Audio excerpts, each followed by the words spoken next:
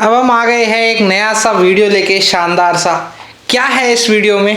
इसमें हम पढ़ाएंगे आपको सारे फिजिक्स के फॉर्मूले, सिर्फ एक ही वीडियो में। जितने फिजिक्स के फॉर्मूलेज है आपकी पूरी क्लास 10th के अंदर, जितने भी आपके फिजिक्स के फॉर्मूलेज हैं क्लास 10th के अंदर, वो सब हम इसमें पढ़ाने वाले हैं सिर्फ आपके लिए। ठीक है, जितने होंगे उनकी क्या एप्लीकेशंस है, कैसे वो सॉल्व होंगे, वो सब कुछ आपको बताऊंगा। ये एक वीडियो आपकी पूरी फिजिक्स को क्लियर कर देगा, इस बात की गारंटी आपको मैं देता हूं। ठीक है, तो आपका एक ही काम है कि आपको सब्सक्राइब करना है। ठीक है, मैं जानता हूँ आगे आने वाले टाइम पे आपका ये चैनल काम नहीं करने वाला। ठीक है, मैंने आपके लिए नीट और जेई का अलग चैनल बनाया है, बट आपका सब्सक्राइब इस चैनल को उठाने में मदद करेगा। तो एक रिक्वेस्ट है कि आप लोग सब्सक्राइब कर लीजिए। जो लोग देख रहे हैं पहली बार, जो नए देख रहे हैं, जिन्हें सब्सक्राइब नहीं किया, तो आपके चैनल ग्रो करने में हमारी मदद करेगा आपका एक सब्सक्राइब। तो आप एक सब्सक्राइब कर दीजिए। बाकी मेरी गारंटी कि इस वीडियो के अंदर आपको पूरी फिजिक्स सिखा दूंगा कि पूरी फिजिक्स में आपने क्या पढ़ के आए हो, क्या पढ़ा है और क्या ऐसे करने वाले, कैसे इस फिजिक्स के डर को निकालना है। ये एक वीडियो में आपको सारे फॉर्मूलेज क्लियर कर दूंगा। जितने भी फॉर्मूले आपके पेपर में आने वाले हैं, इसको देखने के बाद आपकी सिली मिस्टेक 95% रिड्यूस हो जाएगी, ये मेरी गारंटी है। ठीक है, तो आपसे एक सब्सक्राइब कर दीजिएगा और इस वीडियो को देखते रहिए। बहुत ही इंपॉर्टेंट वीडियो होने वाला है, सुपर इंपॉर्टेंट, सुपर। तो इसको देखते रहे। सबसे पहला टॉपिक मैं स्टार्ट करूंगा बच्चों लाइट का। सबसे पहला फॉर्मूला जो मैं स्टार्ट करने वाला हूँ सारे टॉपिक्स में, वो है लाइट। चलो भाई लाइट पढ़ते हैं। ठीक है, मैं इसकी शीट डिस्क्रिप्शन में भी लगा दूंगा, डाउनलोड कर सकते हो, देख लेना, रट लेना इसको पूरे को। ठीक है, पहला फॉर्मूला लाइट का पढ़ते हैं। पहला फॉर्मूला आता है angle of reflection, angle of incidence is equals to angle of reflection. कि जितने एंगल पे लाइट रे आएगी, जितने एंगल पे लाइट रे आएगी, लाइट रे टकराने के बाद, लाइट रे रिफ्लेक्शन करने के बाद, अगर आई एंगल पे आई है और आर एंगल पे जाएगी, तो ये आई और आर एंगल दोनों बराबर होंगे। यानी नॉर्मल से, एक बात ध्यान रखना, एंगल हमेशा नॉर्मल से लिया जाएगा इसके अंदर। एंगल हमेशा नॉर्मल से लेंगे। एंगल हमेशा कहां से लेंगे बच्चों? नॉर्मल से। इस वाले फॉर्मूले में ये बात ध्यान रखनी है। एंगल हमेशा कहां से लेंगे बच्चों? नॉर्मल से। जितने भी एंगल होंगे वो सब कहां से लेंगे? नॉर्मल से। अगर नॉर्मल से 30 डिग्री है, बोर्ड वाला कंफ्यूजन करने के लिए पता है कई बार एंगल कहां से दे देता है, ये वाला 60 दे देता है। तो बच्चे से पूछता है कि बच्चों कितने पे जाएगी, तो बच्चा कहता है 60 पे आई थी, 60 पे आई थी, 60 पे जाएगी। ये गलत हो जाता है बच्चे। This is not a right way. What is right way? Angle हमेशा नॉर्मल से लो। ये 60 टोटल 90 होता है, तो ये 30, यानी 30 पे आई थी, 30 पे जाएगी। तो इस बात को हमको ध्यान रखना है। तो ये आपका पहला फॉर्मूला था लाइट के अंदर। दूसरा फॉर्मूला आता है स्फेरिकल मिरर्स का। दूसरा फॉर्मूला किसका आता है? स्फेरिकल मिरर्स का। कोई भी एक स्फेरिकल मिरर ले लेता हूं। ठीक है, ये स्फेरिकल मिरर का क्या होता है? Centre of curvature. ठीक है, जो एरिया मेरे काम का नहीं है, देखो उसको मिटा देता हूँ। टाणा, मिट गया। ठीक है, तो जो मेरे काम का नहीं एरिया, मैंने उसको मिटा दिया, वो एरिया मैंने मिटा दिया। ये आपका बच्चों सेंटर ऑफ कर्वेचर हो गया। ठीक है, ये आपका पोल हो गया इस पूरे इसमें, और जो लाइन इन दोनों को जोड़ के जाती है उसको बोलते हैं प्रिंसिपल एक्सिस। तो आपके न्यूमेरिकल्स के साथ मैं आपके कंसेप्ट्स को भी समझाता जा रहा हूं। तो देखो, सेंटर ऑफ कर्वेचर से, सेंटर से कोई भी दूरी बच्चों होती है आर। सेंटर से कोई भी दूरी क्या होती है? आर। और सेंटर ऑफ कर्वेचर और पोल के बीच का जो पॉइंट होता है, इसको बोलते हैं फोकस। तो एक दूसरा फॉर्मूला जो आता है वो आता है क्या? कि रेडियस ऑफ कर्वेचर होती है वो ट्वाइस होती है फोकस की। तो कभी कभी न्यूमेरिकल्स में क्या करते हैं, रेडियस ऑफ कर्वेचर दे देंगे। रेडियस ऑफ कर्वेचर 1 मीटर दे रखी है, तो बच्चों हमेशा उधर बात ध्यान रखना कि फॉर्मूला लगाते हुए हमेशा हमें फोकल लेंथ की जरूरत पड़ती है। हमेशा किसकी जरूरत पड़ती है? फोकल लेंथ की। तो अगर हमें रेडियस दे रखी है तो उसका आधा कर देंगे। ठीक है, तो रेडियस का आधा कर देंगे तो फोकल लेंथ कैसे हो जाएगी? r/2। तो रेडियस का आधा कर देंगे तो फोकल लेंथ निकल जाएगी। रेडियस का आधा करते ही फोकल लेंथ निकल जाएगी, और हमें वही फोकल लेंथ को यूज लेना है। तो ये वाला फॉर्मूला हो गया मेरा दूसरा। तीसरा फॉर्मूला जो हमारे इसमें काम आता है, ठीक है, ये मिरर हम ले चलते हैं। हमारा मिरर बड़ा काम का आदमी है ये मिरर। ठीक है, इसको कॉपी करा, चलो भैया पेस्ट हो जाओ, आप इधर काम के हो। ये तीसरा आता है बच्चे अपना मिरर फॉर्मूला। तीसरा को क्या आता है? अपना मिरर फॉर्मूला। मिरर फॉर्मूला क्या बताता है?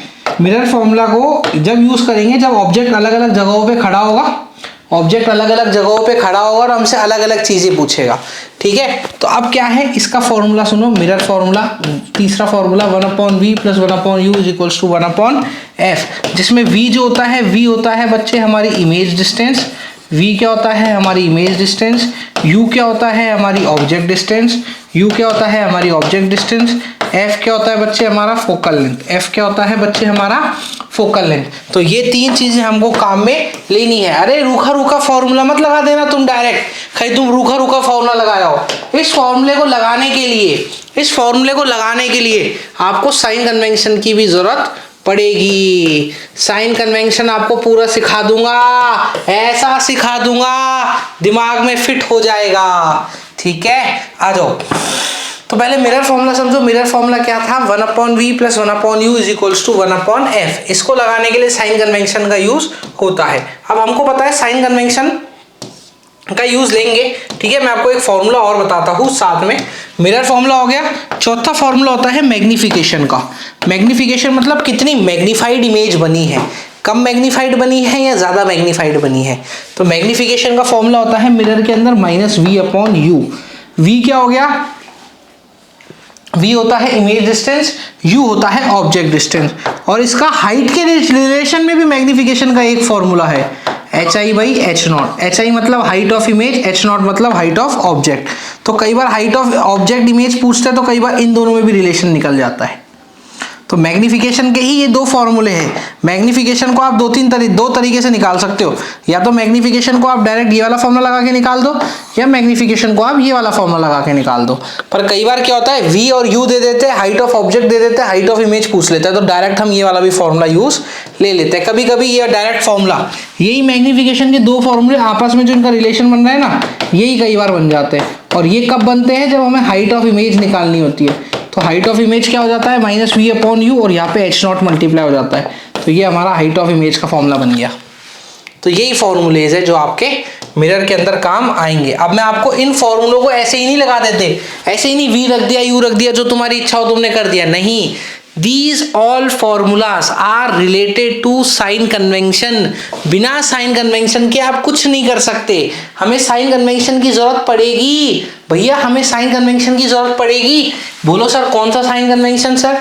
देख बच्चे, अब देखो साइन कन्वेंशन दिखाता हूँ इन फॉर्मूलों को यूज करने का। अब हमको पता है, देखो हमको पता है दो टाइप के मिरर्स होते हैं। एक होता है कॉनकेव मिरर, एक होता है कॉनकेव मिरर, और एक होता है कॉन्वेक्स मिरर। दो टाइप के मिरर्स होते हैं, कॉनकेव मिरर, कॉन्वेक्स मिरर। ये ही लेंस के लिए भी सिखाऊंगा, ये ही मिरर के लिए भी सिखा रहा हूं। ध्यान रख लेना, रिपीट करूंगा एज इट इज टेलीकास्ट, ठीक है। रिपीट करूंगा आपके लिए एज इट इज टेलीकास्ट। क्या टेलीकास्ट है? कॉनकेव मिरर के लिए साइन कन्वेंशन UFO, O की जगह V लगा देना। इसमें भी क्या लगा दोगे, UFO, O की जगह क्या लगा दो, V। याद करने का तरीका है, याद करने का। और साथ में बचा M, तुम्हारी जो इच्छा हो सब भर लो। कॉनकेव में भैया सब नेगेटिव, सब नेगेटिव, नेगेटिव कर दे। कॉनकेव ही नेगेटिव है। कॉनकेव क्या है, नेगेटिव।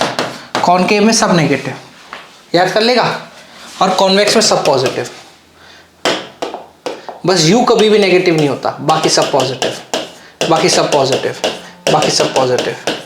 भाई कॉन्वेक्स में सब पॉजिटिव, कॉन्वेक्स में सब पॉजिटिव, और कॉनकेव में सब नेगेटिव। U हमेशा ही नेगेटिव रहेगा, चाहे आए हो, चाहे दाएं हो, चाहे आगा हो, चाहे पाछा हो। U हमेशा नेगेटिव रहेगा। U चेंज होने वाला नहीं है, U चेंज होने वाला नहीं है। मिरर में इस साइड एक्सेप्शन रहेगा, लेंस में उस साइड एक्सेप्शन रहेगा। तो एक्सेप्शन देख लो, ठीक है। अच्छा एक बात और ध्यान रख लेना, ये सब बातें रियल के लिए है। कॉनकेव कैसी इमेजेस बनाता है, रियल। और ये सब बातें वर्चुअल के लिए है। और वर्चुअल के तुमको पता ही है भैया कौन है, वर्चुअल के भैया है इरेक्ट, और रियल के भैया कौन है, रियल के भैया है इन्वर्टेड।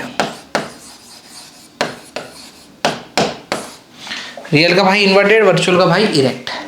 ये सब फाइनल केसेस है जो आपको ध्यान रखने हैं। बट मैंने क्या बोला था, मिरर में इस साइड एक्सेप्शन है, तो एक्सेप्शन की बारी लेगी आई जाए। कौन सा कलर पसंद करूं, बोलो ब्लू। मिरर में क्या है, एक्सेप्शन। तो मैं अगर थोड़ा सा क्लियर नहीं दिख रहा हो तो मैं ब्राइटनेस कम कर देता हूं। अब तो दिख रहा होगा, ठीक है। तो मिरर में क्या है, एक एक्सेप्शन है, तो एक एक्सेप्शन लिख लो, और इस एक एक्सेप्शन में नीचे की दो चीजें बदलती, यू और एफ तो सब सेम है, बस ओ चेंज हो जाएगा। तो इसमें वी और एम, तो इसमें वी भी भैया पॉजिटिव हो जाते हैं और यू भी, एम भी पॉजिटिव हो जाता है। ये वो केस है जबकि इमेज हमारी कैसी बन रही हो, वर्चुअल। इमेज हमारी कैसी बन रही हो, वर्चुअल। तो कॉनकेव वाले भैया एक केस में हमको एक्सेप्शन दिखाते हैं, वो ये केस है। यही लेंस होगा ना, तो लेंस में उधर की तरफ ही एक्सेप्शन बनेगा। तो याद रख लिया, मिरर के अंदर कॉनकेव में सब नेगेटिव, कॉन्वेक्स में सब पॉजिटिव। याद रख लेना, दिमाग में फिट कर लेना, दिमाग में ये चीज आपको फिट हो जानी चाहिए कि भैया कॉनकेव में सब नेगेटिव, कॉन्वेक्स में सब पॉजिटिव। ये सब रियल के केस है, ये सब वर्चुअल के केस है, बट इसका एक एक्सेप्शन है, जब वी पॉजिटिव हो जाए उस केस में वो वर्चुअल इमेज बनाता है। आगे यहाँ तक की कहानी समझ में, और ये ही हमारे फॉर्मूलेज हो गए हैं लाइट के मिरर तक के। तो अगर हमें ये मिरर फॉर्मूला लगाना है तो हमें ये वैल्यूज देख लो क्या क्या दे रखी है क्वेश्चन में, और उस हिसाब से ये डेटा उठा के देखो कि भाई ये डेटा मेरा इसमें प्रूफ हो रहा है या नहीं है। ये पूरा डेटा उठा लो, ये उठा लो, ये डेटा उठा लो, ये डेटा उठा लो, उठा के उसमें डाल के देखो कि क्या हमें ये वैल्यूज समझ में आ रही है या नहीं है। और ये एक एक्सेप्शन हो गया जिसमें आपको मैंने चीजें बता दी। तो वापस से एक बार ध्यान रख लो, मिरर फॉर्मूला क्या हुआ, 1/v + 1/u = 1/f। मैग्निफिकेशन के दो फॉर्मूले, -v/u और hi/h0, और इन दोनों को रिलेशन भी कर देते हैं तो डायरेक्ट हाइट ऑफ इमेज भी हमारे पास आ जाती है, डायरेक्ट हाइट ऑफ इमेज भी हमारे पास आ जाती है। जल्दी से ज़्यादा बड़ा नहीं करेंगे इसको, यहाँ तक खत्म करेंगे, ठीक है। आगे आ जाओ, आपको पढ़ाता हूँ रिफ्रैक्शन के फॉर्मूले। तो सबसे पहली चीज़ होती है रिफ्रैक्टिव इंडेक्स। रिफ्रैक्टिव इंडेक्स का फॉर्मूला होता है n = c/v, ठीक है। कितने फॉर्मूले हो गए, जो भी पढ़ लिया अपन ने वैसे तो, चौथा, पांचवा, छठा फॉर्मूला, फॉर्मूला नंबर 6। तो फॉर्मूला नंबर 6 क्या है, n = c/v। n क्या होता है, रिफ्रैक्टिव इंडेक्स। n क्या होता है, रिफ्रैक्टिव इंडेक्स। एक चीज ध्यान रख लेना भैया, ये यूनिटलेस क्वांटिटी है, ये यूनिटलेस क्वांटिटी है, इस क्वांटिटी की कोई भी यूनिट नहीं होती। और c तुमको पता ही है क्या होता है, स्पीड ऑफ लाइट, और स्पीड ऑफ लाइट का फॉर्मूला कितना होता है, 3 × 10⁸। तो रिफ्रैक्टिव इंडेक्स का क्या फॉर्मूला हो गया, ये हमेशा फिक्स रहेगी स्पीड ऑफ लाइट, ये एयर और वैक्यूम में होती है, तो हमेशा रिफ्रैक्टिव इंडेक्स का ये फॉर्मूला हो गया। ये कब यूज करेंगे, जब एक वेलोसिटी दे, या रिफ्रैक्टिव इंडेक्स और एक वेलोसिटी इन दोनों में रिलेशन दे, तो हम ये वाला फॉर्मूला यूज करते हैं। ये हम ये वाला रिफ्रैक्टिव इंडेक्स का फॉर्मूला यूज करते हैं। कई बार क्या होता है, रिफ्रैक्टिव इंडेक्स में रिलेशन पूछ लेते हैं, तो इसको बोलते हैं रिलेटिव रिफ्रैक्टिव इंडेक्स, n1 इसका क्या मतलब होता है, n1 पहले और 2 बाद में लिखा है तो n2 नीचे। या फिर तुमसे कोई पूछ लेता है n21, तो ये रिलेटिव रिफ्रैक्टिव इंडेक्स है। इसको बोलते हैं एब्सोल्यूट, किसी से कोई लेना देना नहीं है, इसको बोलते हैं रिलेटिव, जब एक दूसरे से लेना देना हो। तो n21, जैसे इसमें खाली n है तो बस c/v। n21 इसका क्या फॉर्मूला हो जाएगा, 2 पहले है तो 2 ऊपर आएगा, और 1 बाद में है तो उसमें 1 नीचे आएगा। चलो अब n को, इन्हीं फॉर्मूलों को वेलोसिटी के टर्म्स में लिखो। तो n1/n2, तो देख एक बात नोटिस कर, n क्या होता है, c/v, तो दोनों का c तो कॉमन है, तो c/v, यानी n जो है रिफ्रैक्टिव इंडेक्स, वो वेलोसिटी का उल्टा है। तो अगर n1 ऊपर आएगा तो वेलोसिटी v1 नीचे आएगी, और अगर n2 नीचे है तो वेलोसिटी v2 ऊपर आएगी। तो ये रिलेशन भी होता है। ये रिलेशन तो सबसे इंपॉर्टेंट रिलेशन है इस पूरे चैप्टर का। ये कब यूज होता है, ये रिलेशन तो सबसे इंपॉर्टेंट है। ये कब यूज होता है, जब 2 रिफ्रैक्टिव इंडेक्स दे दिए जाए, ठीक है, या फिर एक वेलोसिटी दे दी जाए, ठीक है। याद रख लेना, 2 रिफ्रैक्टिव इंडेक्स देंगे क्वेश्चन में, जैसी 2 रिफ्रैक्टिव इंडेक्स और एक वेलोसिटी आ जाए, एक वेलोसिटी देंगे। ध्यान रख लेना, अगर सिर्फ एक ही रिफ्रैक्टिव इंडेक्स है तो ये फॉर्मूला, 2 रिफ्रैक्टिव इंडेक्स और एक वेलोसिटी दे दे तो भाई साहब ये फॉर्मूला। तो ये फॉर्मूला आग बंद करके निपटा देना। अब देख n21 क्या है, n2/n1, इसको चेंज नहीं कर सकता क्या मैं, बिल्कुल चेंज कर सकता हूँ। मुझे पता है n = c/v है, यानी n is inversely proportional to velocity. देखना है यहाँ से, तो अगर n2 ऊपर है, अगर मेरा n2 ऊपर है तो मेरा v2 नीचे होगा, और अगर मेरा n1 नीचे है तो मेरा v1 ऊपर होगा। तो ये वाला ऐसे याद कर लो चाहे वैसे याद कर लो, हमें तो याद होना चाहिए, हमें समझ में आना चाहिए कि क्या चीज़ हम पढ़ रहे हैं। थोड़ी सी स्पीड आपको तेज लग रही होगी बच्चों, क्योंकि मुझे जल्दी कराना है, मैं ज़्यादा लंबा लेक्चर नहीं कर सकता, आपको भी एकदम स्पीड में सब कुछ समझाऊंगा, एक भी टॉपिक नहीं छोड़ूंगा, ये मेरी गारंटी है, ठीक है। यहाँ तक आपको समझ में आ गया, ठीक है। ये हमारा रिफ्रैक्शन का कौन सा फॉर्मूला हो गया, 7वें नंबर का फॉर्मूला। वैसे तो 8-9 फॉर्मूले हो गए, बट मैंने 7 के लिख रहा हूँ, ठीक है, तो पहला फॉर्मूला रिफ्रैक्टिव इंडेक्स का ये रहा, n बराबर c/v, और बाकी ये दोनों फॉर्मूले आ गए हैं। यहाँ तक आपको बात समझ में आ गई बच्चों? ठीक है, ये 2-3 फॉर्मूले आपको समझ में आ गए। तो चलो आ जाओ, रिफ्रैक्टिव इंडेक्स का 8वें नंबर का फॉर्मूला देखो। एक बात हमेशा ध्यान रखना बच्चों, एक शानदार चीज़ बता रहा हूँ, डेंसर मीडियम के अंदर एंगल हमेशा कम होगा। डेंसर मीडियम में यहाँ लिख देता हूँ, डेंसर मीडियम में हमेशा एंगल कम होगा, एंगल लेस, और रेयरर मीडियम में हमेशा एंगल ज़्यादा होगा, एंगल मोर, है ना? यहाँ तक बात समझ में आ गई? तो एक बात ध्यान रख लो, जैसे सपोज ये 2 रिफ्रैक्टिव इंडेक्स है n1 और n2। अब बोलो मैं कौन सा डेंसर दूँ? मैं दे देता हूँ n2 डेंसर है n1 से। तो लाइट रे में एक बात ध्यान रख लेना, अगर लाइट रे आई एंगल पे आ रही है तो जो कौन डेंसर है? n2 ज़्यादा है ना। देख इसके आगे चोंच खुली है, तो जिसके आगे चोंच खुली होती है वो डेंसर हो गया। चोंच इसके आगे खुली है तो ये डेंसर, चोंच इसके आगे बंद है तो ये रेयरर। तो डेंसर में हमेशा एंगल कम होगा, तो इसमें एंगल मुझे कम करना पड़ेगा, तो मैं इसमें एंगल कम कर दूंगा। ये कर दिया मैंने एंगल कम, तो जो मेरा एंगल आई है वो ज़्यादा होगा। ठीक है, रेयरर में एंगल ज़्यादा होगा, डेंसर में एंगल कम होगा, कर दिया।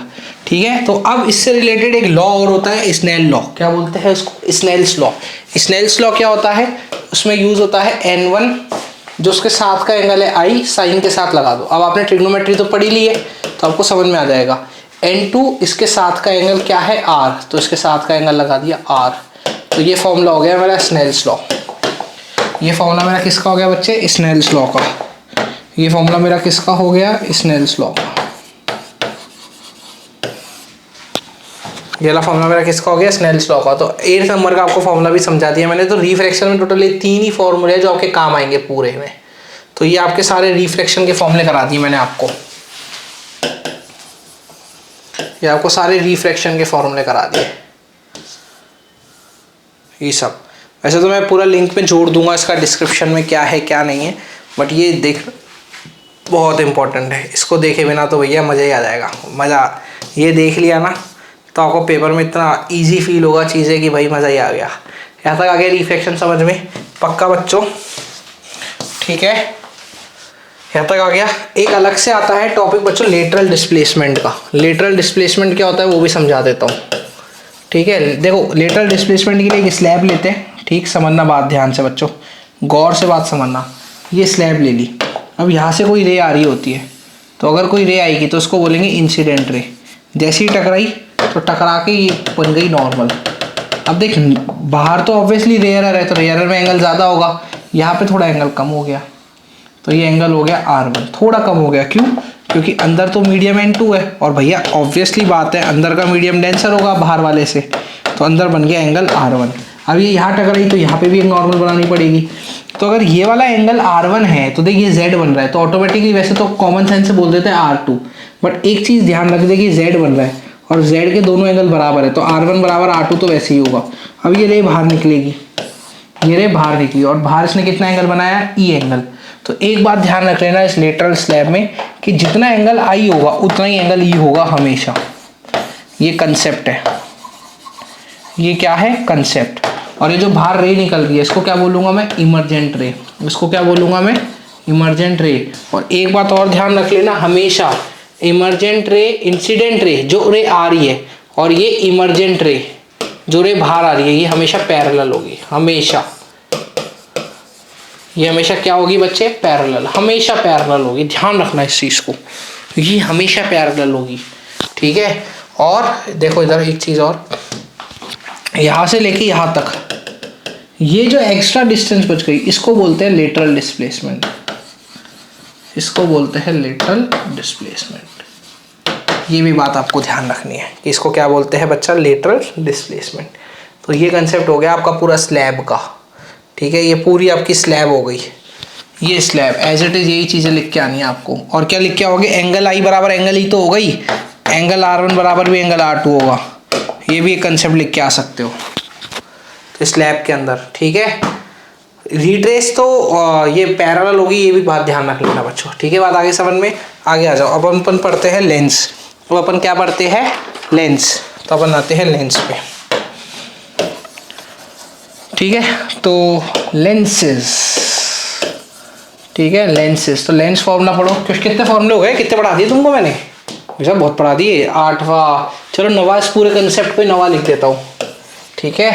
तो आ जाओ 10वें नंबर का टॉपिक, ठीक है। Lens formula. लेंस फार्मूला क्या होता है? लेंस फार्मूला होता है 1/v माइनस 1/u बराबर 1/f। जो मिरर फार्मूला था बिल्कुल एग्जैक्टली वही होता है, बस बीच में माइनस एक्स्ट्रा इसमें होता है। तो ये वाला फार्मूला किसका हो गया? लेंस का। ये वाला फार्मूला किसका हो गया? लेंस का। तो इसको बोलते हैं लेंस फार्मूला, ठीक है। और आगे देखो, अब लेंस फार्मूला पढ़ लिया, अब साइन कन्वेंशन पढ़ाता हूँ तुम्हें इसका। अब तुम्हें इसका क्या पढ़ाता हूँ? Sign convention. साइन कन्वेंशन क्या होता है, ठीक है। अब साइन कन्वेंशन के अंदर क्या होता है? वही साइन कन्वेंशन जो मैंने तुम्हें मिरर का बताया था। दो टाइप के लेंस होंगे, वही कॉनकेव लेंस, वही दो टाइप के लेंस होंगे, कॉनकेव और कॉन्वेक्स। वही दो टाइप के लेंस हुए, कॉनकेव कॉन्वेक्स। वही ट्रिक, यूएफओ और यूएफओ। और साथ में मैग्निफिकेशन भी लिख दो, तुम्हारी जो इच्छा हो, ठीक है। मैग्निफिकेशन लास्ट टाइम किस तरफ था? इस तरफ। इस बार उस तरफ करूंगा। तो कॉनकेव में सब नेगेटिव, कॉनकेव में सब नेगेटिव, कॉनकेव में सब नेगेटिव, कॉनकेव में सब नेगेटिव, कॉन्वेक्स में सब पॉजिटिव। ओहो, जो जोश में देखो, यू कभी भी नेगेटिव नहीं होता, यू कभी भी पॉजिटिव हो सकता। इसमें सब पॉजिटिव और इसमें सब पॉजिटिव। पहले रियल इस तरफ था, इस बार इस तरफ होगा वर्चुअल। और पहले वर्चुअल उस तरफ था, तो इस तरफ होगा रियल। ये भी ध्यान रखना, रियल का भाई इन्वर्टेड, वर्चुअल का भाई इरेक्ट। अब एक्सेप्शन किस तरफ था last time? Last time exception था इस तरफ मिरर में, लेंस में एक्सेप्शन होगा उस तरफ। तो एक्सेप्शन की बारी आएगी। अब एक्सेप्शन वही लास्ट के दो में होता है, तो इसमें अगर v पॉजिटिव है तो एक्सेप्शन में v नेगेटिव हो जाएगा, और m पॉजिटिव है तो m नेगेटिव हो जाएगा। रियल बन रहा था, बट इस एक्सेप्शन में कैसा बनेगा? वर्चुअल। इस एक्सेप्शन में कैसा बनेगा? वर्चुअल। ध्यान रखनी है इस चीज़ को। तो ये ट्रिक आपको ध्यान होनी चाहिए कि कैसे हमको बनाना है। मिरर में एक्सेप्शन इधर बना दे, लेंस में बच्चा एक्सेप्शन उधर बना दो, और वही एक्सेप्शन नहीं नीचे वाली दो चीज़ों में ही होगा। आगे यहाँ तक की कहानी समझ में, ठीक है। तो लेंस का 10वां नंबर का फॉर्मूला बता दिया मैंने तुम्हें, 11वां फॉर्मूला भी बता देता हूँ लेंस के अंदर, ठीक है। एक यार इतनी मेहनत तुम्हारे लिए कर रहा हूँ यार, अपने दोस्तों के साथ शेयर कर दो यार, ठीक है। थोड़े सब्सक्राइबर बढ़ा दो, थोड़ा मनोबल बढ़ जाएगा हमारा ही।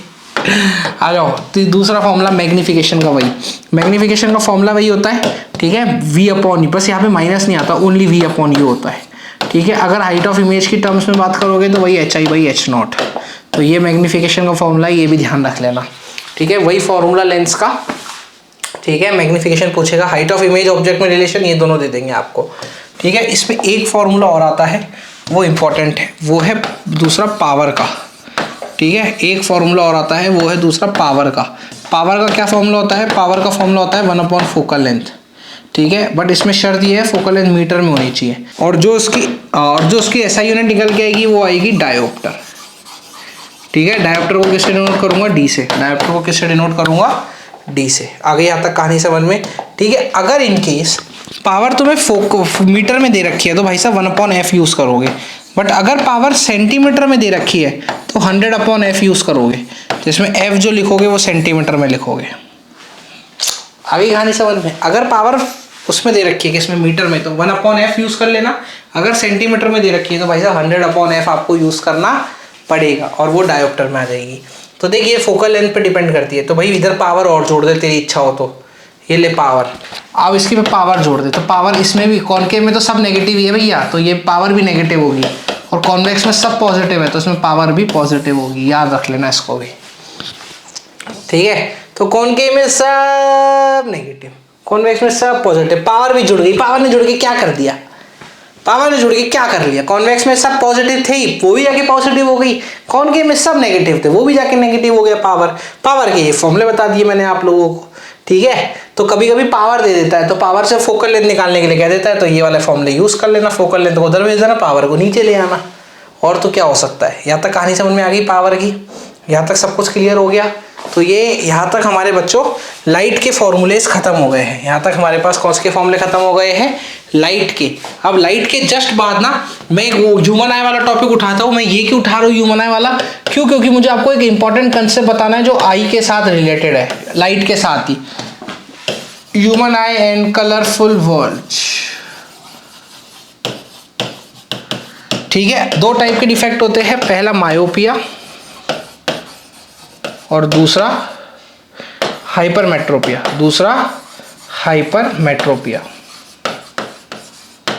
ठीक है, अब एक बात ध्यान रख लेना भैया, पहले वाले में दूर का ब्लरी है, पहले वाले में दूर का ब्लरी है और दूसरे वाले में पास का ब्लरी है।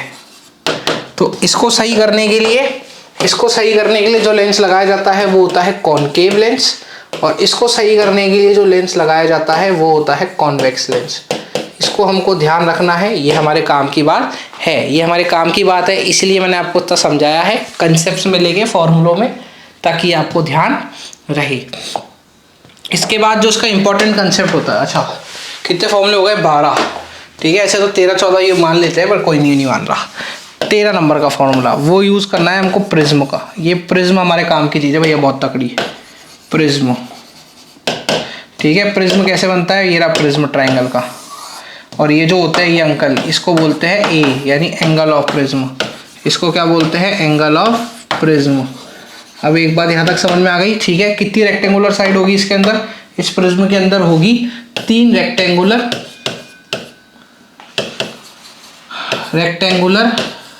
और 2 इसके अंदर होगी ट्राइंगुलर, 2 सरफेस ट्राइंगुलर। यहाँ तक आ गई बात समझ में। ठीक है, एक बात ध्यान रख लेना, जो रे आ रही है इसको बोलते हैं इंसिडेंट रे, और इसने जो एंगल बनाएगा वो बनाएगा एंगल ऑफ इंसिडेंस।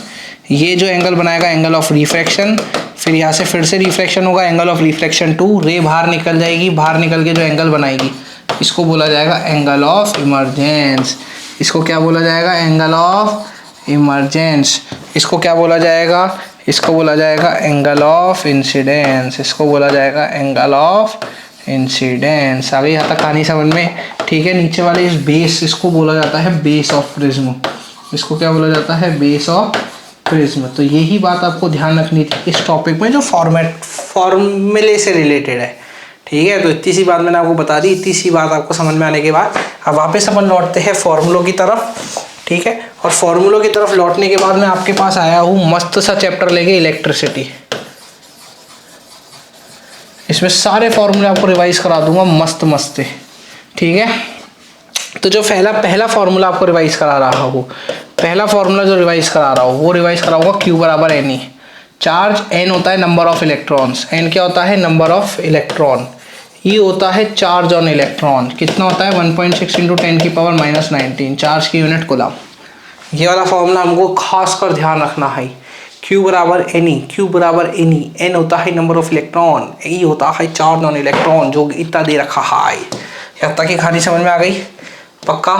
आ जाओ, अब मेन फॉर्मूला पढ़ता हूँ करंट का। करंट क्या होता है, rate of flow of charge. Rate मतलब Q, रेट मतलब divide by time, flow of charge मतलब Q। तो करंट का एक फॉर्मूला आता है I बराबर Q/T, और इसके अंदर जो चार्ज होता है, चार्ज होता है हमेशा कूलम के अंदर। ठीक है, और टाइम होता है हमारा सेकंड के अंदर। ठीक है, तो कूलम के भी 2 छोटे भाई होते हैं, मिली कूलम, माइक्रो कूलम। ठीक है, कूलम के मैं यहाँ लिख देता हूँ, उसके कभी कोई 2 छोटे भाई होते हैं, मिली कूलम और माइक्रो कूलम। अगर मिली कूलम दे रखा है तो उसको 10⁻³ से मल्टीप्लाई कर देना, माइक्रो कूलम दे रखा है तो 10⁻⁻6 से।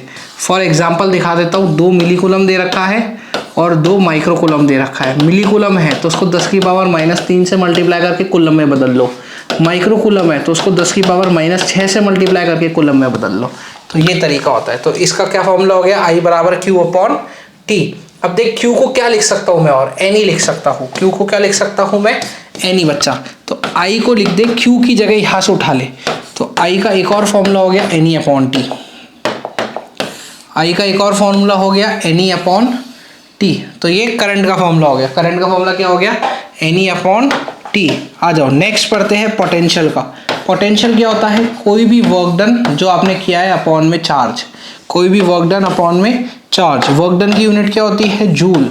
वर्क डन की यूनिट क्या होती है, जूल। चार्ज की कॉलम। ठीक है, और नॉर्मली पोटेंशियल की यूनिट हो गई वोल्ट। पोटेंशियल की यूनिट क्या हो गई बच्चे, वोल्ट। तो ये वाला फॉर्मूला हमको याद रखना है पोटेंशियल का। अगर पोटेंशियल डिफरेंस होगा तो हम रखेंगे V final minus V initial. ठीक है, ये 17 नंबर का, ये डिफरेंस वही वर्क डन अपॉन चार्ज। ठीक है, ये फाइनल और इनिशियल क्या है, फाइनल मतलब जिस पॉइंट पे आया है, पॉइंट पे आया है, ठीक है, पॉइंट पे आया है, और ये इनिशियल वाला पॉइंट मतलब जहाँ पे पड़ा था, ठीक है, पड़ा हुआ जहाँ से था, लेके आया जहाँ से, ये इनिशियल हो गया आपका, तो है ना, इनिशियल, और ये आपका वर्क डन अपॉन चार्ज। तो ये डिफरेंस हो गया, वो पोटेंशियल हो गया। पोटेंशियल का एक पॉइंट, ये पोटेंशियल इसलिए क्योंकि इसका एक पॉइंट इन्फिनिटी पे है, तो इन्फिनिटी पे जीरो मानते हैं, इसका जो एक पॉइंट है वो इन्फिनिटी पे, उस पॉइंट को जीरो मानते हैं, इसलिए नॉर्मली पोटेंशियल। तो पोटेंशियल क्या हो गया अपना बच्चा, वर्क डन अपॉन चार्ज।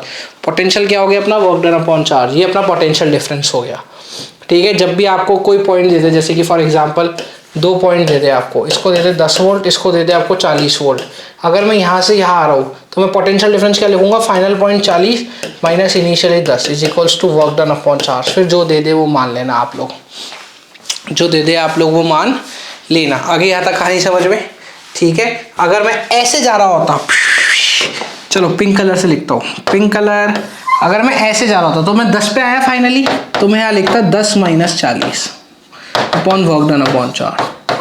तो ये कहानी भैया अलग है, ये कहानी अलग है, वो कहानी अलग है। आगे आता कहानी समझ में, पक्का सोच लो, ठीक है। तो ये पोटेंशियल का फॉर्मूला यहाँ तक समाप्त होता है, ठीक है। अगला फॉर्मूले पे आ जाओ। अगला फॉर्मूला होता है ओम्स का। ओम्स का तो सबसे इजी फॉर्मूला है, ठीक है। ओम्स का लॉ भी बता देता हूँ आपको, V is directly proportional to I, ये ही लिख के आना, हटाऊंगा तो V बराबर IR। This is Ohm's law, this is Ohm's law, ये है ओम्स का नियम।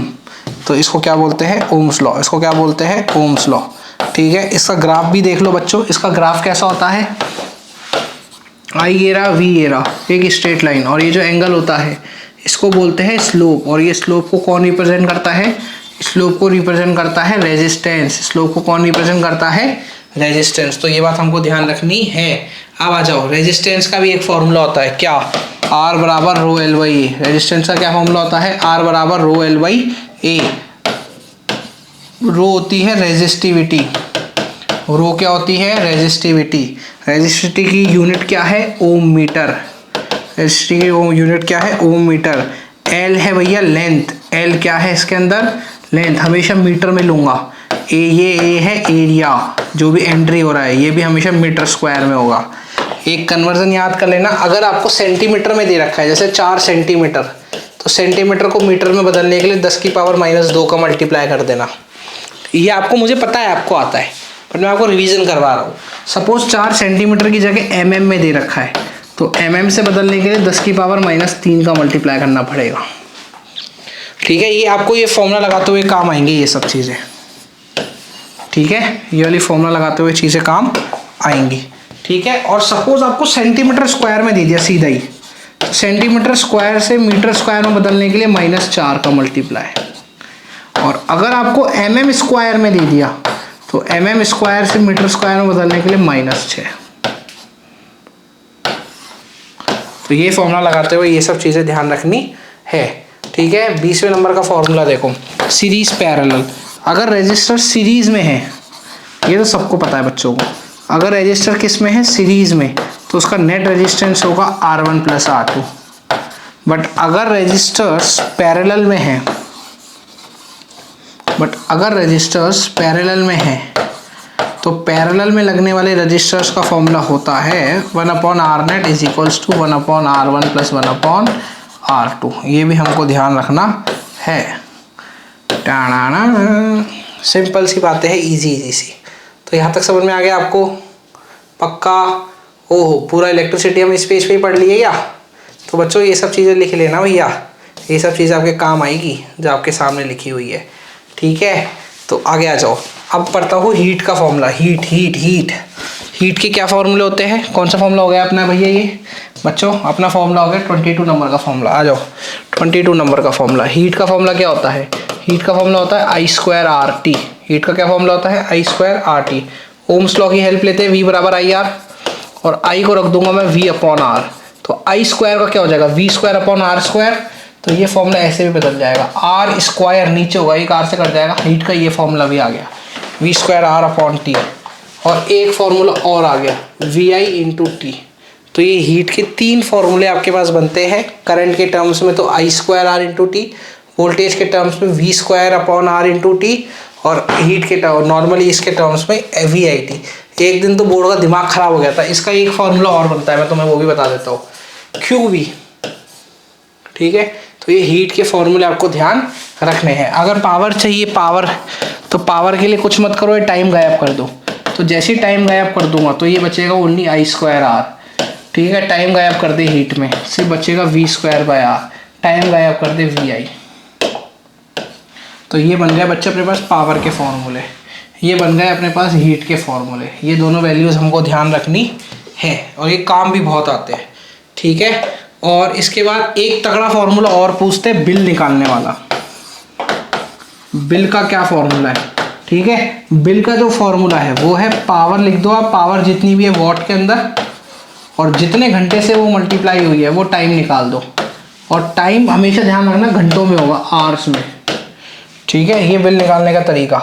और नीचे कुछ मत करो, नीचे 1000 का डिवाइड कर दो, तो ये आपका बिल आ जाएगा। जितने भी वॉट आएगा इंटू जो भी उसका अमाउंट रुपए दे रखे हैं, 8 रुपये 10 रुपये, उससे मल्टीप्लाई कर दो, तो ये आपका वैल्यूज़ बन के आ जाएगी पूरी इसकी। तो हीट का और पावर के फॉर्मूले में कुछ फ़र्क नहीं है, सेम फॉर्मूला है, टाइम का फ़र्क है, I²RT V²RT VI, और ये फॉर्मूला।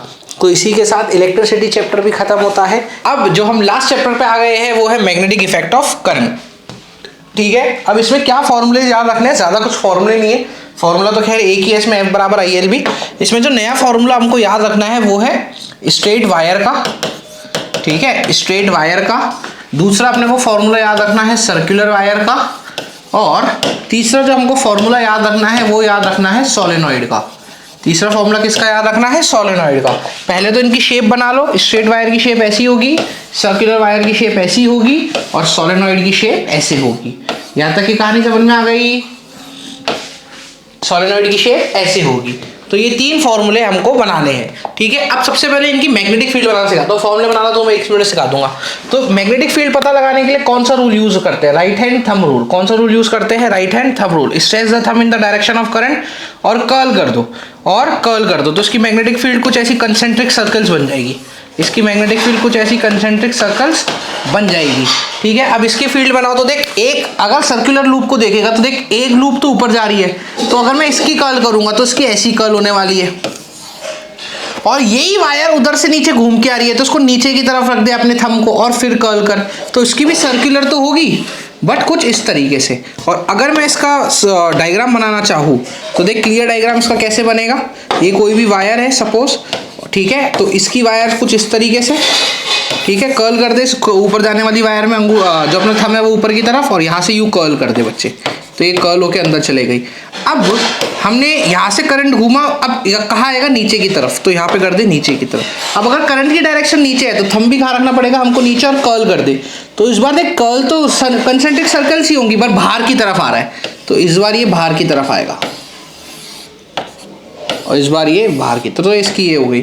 और जो सोलेनॉइड है उसकी मैग्नेटिक फील्ड कैसी बनती है? बार मैग्नेट की जैसी, नॉर्थ से निकली साउथ में, नॉर्थ से निकली साउथ में, नॉर्थ से निकली साउथ में, नॉर्थ से निकली साउथ में, और अंतर साउथ से नॉर्थ, साउथ से नॉर्थ, साउथ से नॉर्थ, साउथ से नॉर्थ। तो ये बेसिक चीज़ है जो मेरे को फॉर्मूले वाले वीडियो में कवर तो नहीं करनी चाहिए थी, बट मैंने आपको बता दिया, आपको आनी चाहिए।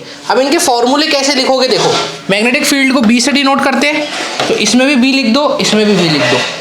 ठीक है, अब देख, याद करने का तरीका, तुम हमेशा करंट के डायरेक्टली प्रोपोर्शनल होगा तीनों केसेस में, तो करंट के डायरेक्टली प्रोपोर्शनल कर दो हर किसी में, इतना तो कर पाओगे। जो गोल वायर्स होंगी उसमें हमेशा अपन नंबर ऑफ टर्न्स भी रख पाएंगे, तो ये गोल वायर है तो उसमें नंबर ऑफ टर्न्स भी रख ले साथ में। क्यों? क्योंकि स्ट्रेट वायर में टर्न्स कर ही नहीं सकते, टर्न्स हमेशा गोल वायर में ही कर पाएंगे, तो उसमें नंबर ऑफ टर्न्स, इसमें नंबर ऑफ टर्न्स। और एक कहानी और ध्यान रख, तो यहाँ तक आ गया समझ में। अब ये डिस्टेंस के इन्वर्सली प्रोपोर्शनल होती है, क्योंकि जितनी ज़्यादा डिस्टेंस बढ़ेगी, तो कोई भी मैग्नेट से तुम दूर जाते जाओ, डिस्टेंस बढ़ती जाएगी तो मैग्नेटिक फील्ड कम होती जाएगी, तो ऑटोमेटिकली इन्वर्सली प्रोपोर्शनल। इसमें भी ये इन्वर्सली प्रोपोर्शनल, इसमें डिस्टेंस का फर्क ही नहीं पड़ेगा। क्यों? क्योंकि देख, एक आदमी यहाँ खड़ा है, वो इस रिंग से तो दूर चला गया, यहाँ पे आ गया, पर इसको जस्ट ऊपर वाली एक नई रिंग मिल गई, फिर ये आगे चला गया तो उसको एक नई रिंग मिल गई। अब डिस्टेंस के कैसे प्रोपोर्शनल होगा? वो तो एक रिंग से बच के जा रहा है, सामने वाली दूसरी रिंग मिल रही है, तो उसमें ये फॉर्मूले ऐसे काम करते हैं। तो उसको याद करने का क्या तरीका है, B is directly proportional to I by D याद कर लो, दूसरे वाले में N जोड़ दो तो NI बाई डी हो जाएगी, और तीसरे वाले में D ही गायब कर दो तो ये फॉर्मूला इन तीनों का बन गया। ये फॉर्मूला हमें ध्यान होना चाहिए, ये फॉर्मूला हमें ध्यान होना चाहिए। किसी भी करंट कैरिंग वायर्स के मैग्नेटिक फील्ड की ये फॉर्मूलेज है, और तुम्हें एज इट इज बोर्ड में लिख के आना है। अब तुम इसको पता है तोड़ के भी लिख सकते हो, कैसे देखो, और इसको तोड़ के कैसे लिखोगे, B is directly proportional to I पहला स्टेप, और D के इनवर्सली प्रोपोर्शनल है तो B is inversely proportional to D दूसरा स्टेप। इसमें देख 3 है तो B is directly proportional to N, B is directly proportional to I और B is inversely proportional to D तीसरा स्टेप। इसमें देख B is directly proportional to N, B is directly proportional to I, ऐसे 2-3 step हर उसमें लिख के आ जाना, teacher Impress हो जाएगा, मजा आ जाएगा टीचर को, ठीक है। तो और इनकी मैग्नेटिक फील्ड बताने के लिए, मैग्नेटिक फील्ड बताने के लिए जो रूल यूज होता है, बच्चों को कंफ्यूजन होता है राइट हैंड कब लगाए और लेफ्ट हैंड कब लगाए, तो मैग्नेटिक फील्ड बताने के लिए जो रूल यूज होता है वो होता है right hand thumb rule. Magnetic field बताने के लिए जो रूल यूज होता है वो होता है right hand thumb rule. Magnetic field बताने के लिए जो रूल यूज होता है वो है राइट हैंड थंब रूल।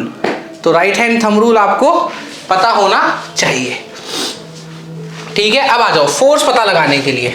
अब ठीक है, कोई भी वायर, इसका जो नया फॉर्मूला है, नया फॉर्मूला है फोर्स का, और फोर्स कब, जब भी कोई करंट कैरिंग वायर किसी बाहर वाली मैग्नेटिक फील्ड में आ गई, अगर खुद की नहीं, खुद की तो उसकी गोल मैग्नेटिक फील्ड होती है, ये सीधी मैग्नेटिक फील्ड किसकी है, बाहर वाले की। तो जब भी कोई करंट कैरिंग वायर बाहर वाली मैग्नेटिक फील्ड में आ जाएगी तो उस पर लगेगा फोर्स, और फोर्स का क्या फॉर्मूला होता है, ILB।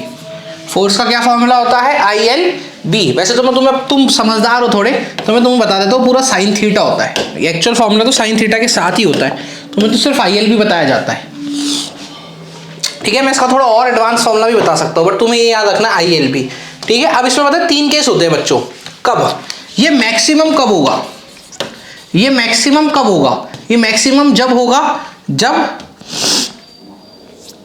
इनके बीच में अपना 90 डिग्री का एंगल होगा।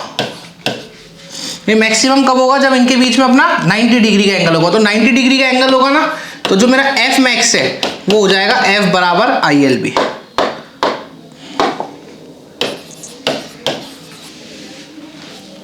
ये मैक्सिमम होता है ILB पे।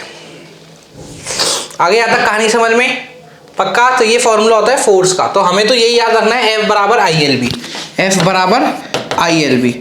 अगर इनकेस ये लेंथ और मैग्नेटिक फील्ड दोनों सेम डायरेक्शन में आ जाए, यानी 0 डिग्री का एंगल हो जाए, यानी 0 डिग्री का एंगल हो जाए, तो जो फोर्स होता है वो 0 हो जाता है। कब होगा ऐसा, जब लेंथ भी इसी डायरेक्शन में है और मैग्नेटिक फील्ड भी इसी डायरेक्शन में है। जब दोनों सेम डायरेक्शंस में होंगी तो ऐसे केस में जो हमारा फोर्स है वो 0 हो जाएगा।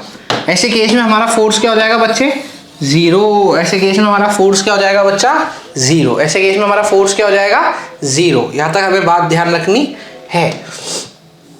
अब इस फोर्स की डायरेक्शन पता लगाने के लिए जो रूल यूज होता है, इस फोर्स की डायरेक्शन पता लगाने के लिए जो रूल यूज होता है वो रूल यूज होता है फ्लेमिंग्स का, और उस रूल को क्या बोलते हैं, फ्लेमिंग्स लेफ्ट हैंड रूल। उस रूल को क्या बोलते हैं, फ्लेमिंग्स लेफ्ट हैंड रूल। और वो रूल क्या होता है, ये father mother child, father mother child, father mother child. देखो बनाता हूं, फादर मदर चाइल्ड। अब उंगलियां बाकी की, ठीक है। फादर मतलब F यानी फोर्स, मदर मतलब M यानी मैग्नेटिक फील्ड, चाइल्ड यानी करंट। ये तीन चीजें यूज होती है इसमें फ्लेमिंग्स में, father mother child, force magnetic field current, force magnetic field current. तो ये आपको फोर्स की डायरेक्शन पता लगाने में काम आता है। ये यहां से आपको फोर्स की डायरेक्शन बता देगा, ये डायरेक्शन ऑफ फोर्स हो गया, ये क्या हो गया, डायरेक्शन ऑफ फोर्स हो गया।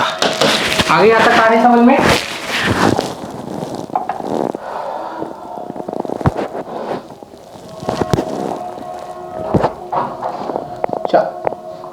अब यहाँ तक आ गया समझ में। तो इसी के साथ आपके सारे फिजिक्स के फॉर्मूलाज खत्म होते हैं। नहीं, एक रह गया फ्यूज फॉर्मूला नहीं है, कंसेप्ट है। फ्यूज़ क्या होता है? फ्यूज़ घरों में लगता है कि ये एक सेफ्टी डिवाइस होता है। जैसे ही हाई वोल्टिंग करंट आएगा, एक एक्सेस अमाउंट का करंट आएगा, घर का करंट जो वायर है वो 10 एम्पियर झेल सकता है, तो अगर 11 एम्पियर आ जाएगा तो घर का सब कुछ फूक जाएगा। तो उसको बचाने से ये सेफ्टी डिवाइस लगाया जाता है फ्यूज़, कि जैसे ही 10 एम्पियर से ज़्यादा होगा ये भैया मेल्ट हो जाएंगे। ठीक है, ये भैया क्या हो जाएंगे? मेल्ट, और घर को आग लगने से या शॉर्ट सर्किट होने से बचा लेंगे। इसका डायग्राम कैसे बनाना है? एक ऐसे पूरी वो बना देना मेटल, आगे इसकी कैप लगा देना, यहाँ पे पीछे भी इसकी कैप लगा देना, ठीक है, और अंदर एक फ्यूज़ लगा देना। ये होता है फ्यूज़। ये आपको उसका डायग्राम भी पेपर में बना के आना है। फ्यूज़ पूछ रहे हो तो डायग्राम बना दो, डायग्राम देखते टीचर इंप्रेस हो जाएगा और आपको नंबर दे जाएगा।